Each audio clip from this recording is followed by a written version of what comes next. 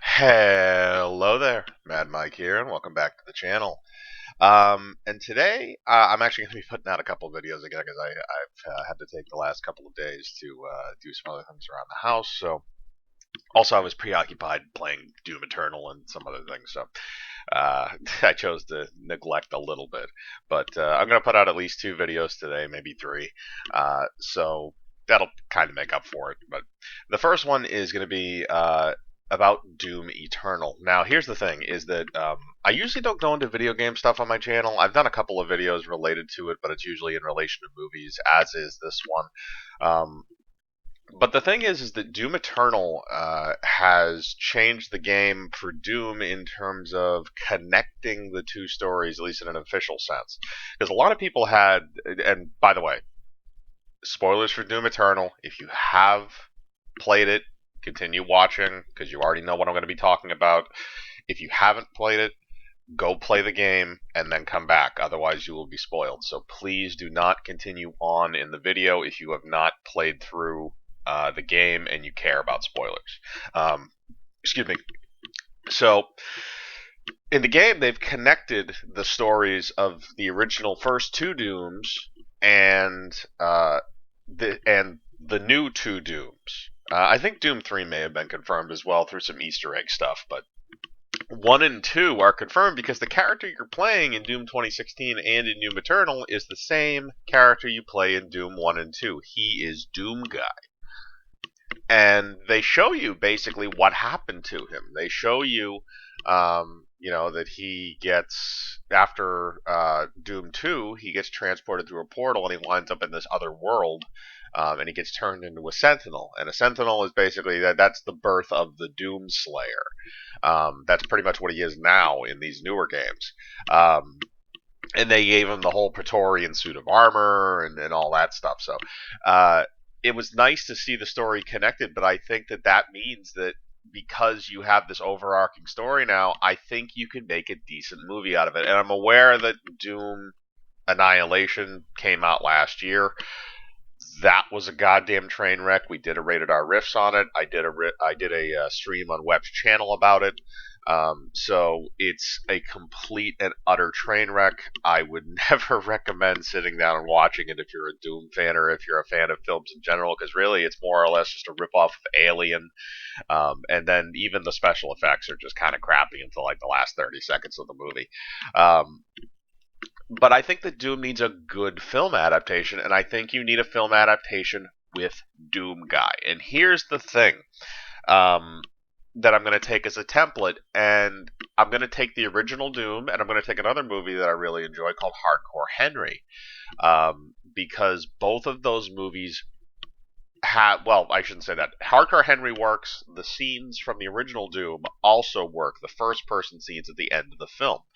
And Weaponized Nerd Rage has suggested this on his channel a couple of times, if I remember correctly, which isn't exactly directly where I'm getting this from, but the idea is still a good one, at least for good portions of the movie. Maybe don't keep it that way for the entire film. Maybe go to third person every once in a while if you have to have a scene where a bunch of stuff is happening, or if it's a big action scene, go to third person, stuff like that. Maybe don't keep it on third person the entire time.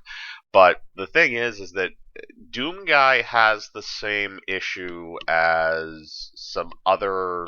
At the time, there was a lot of silent protagonists. It's the same thing as like Gordon Freeman, or Master Chief to an extent, especially early Master Chief, and I think Samus as well in those early games.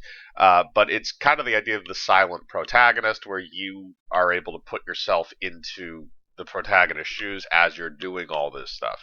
Now, again, Doom Guy doesn't say a lot. He doesn't really say anything in the newer games. He just in the flashbacks you hear him saying "rip and tear" and "I need to kill all the demons" and stuff like that. So like back when he was Doom Guy before he became a Praetorian, or before he became a Sentinel.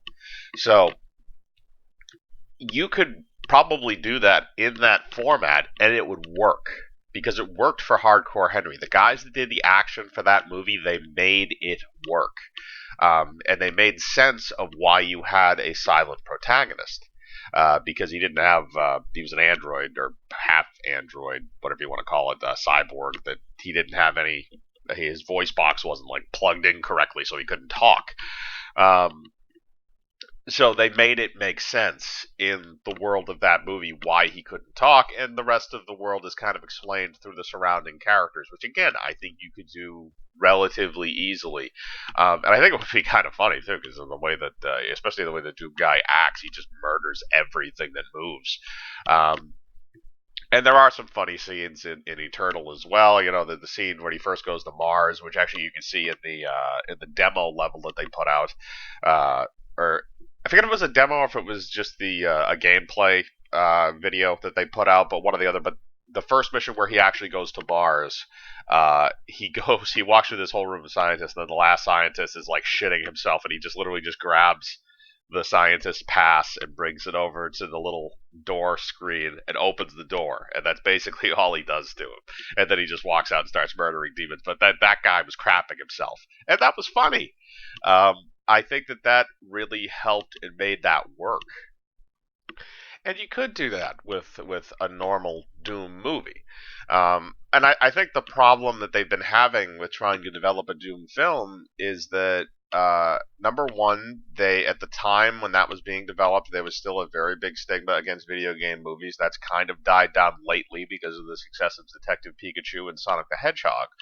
So because of that, I think that you're going to see a little bit of a change, but Doom is going to have to wait a little while for its next film. I think that you're going to have to wait until the next Doom movie comes out, but I think it is possible, and I think if you do it that way, I think you can make it good. Because that's really the problem with Doom Annihilation and the original Doom film, is that, like I said before, the original Doom film is a guilty pleasure movie of mine. I don't think it's a good movie, but I enjoy watching it because it's so stupid. And then Doom Annihilation is just a giant pile of crap. But the thing is that there are ways to do it right, and we've seen how you can do it right. And if you actually put some money into it, or a decent amount of money, and I'm not talking like a $150 million budget or anything like that, but put a decent budget into it. Put like a $50 million budget into it, something like that. Have part of it take place in facilities and stuff like that, so you can do that, and have some practical effects. Instead of CGI on whatever you can, because again, that'll probably go a long way as well. But again, it's just kind of one of those things that I think Doom deserves a good movie at this point, because now we're finally getting an interesting. I shouldn't say finally getting an interesting story in the games, but the story in the games is finally, it's finally coming to the forefront. In addition to the hack and slash and shooting and blood and gore and ripping and tearing and everything with that, so there's a lot going on in there, and they finally managed to put some story elements into it, and I think that's why a movie can work. Because they've proven that they can do it in the games at this point, and I think you can do it on the big screen. But that's my opinion. I'm curious what yours is. Do you like Doom Eternal? Have you played it? Would you be interested to see another Doom film adaptation after the failure of Annihilation? I want to know what your thoughts are, so put them in the comments below. Hit the bell for notifications, hit the like button, subscribe, and remember, I live my life free of compromise. Do you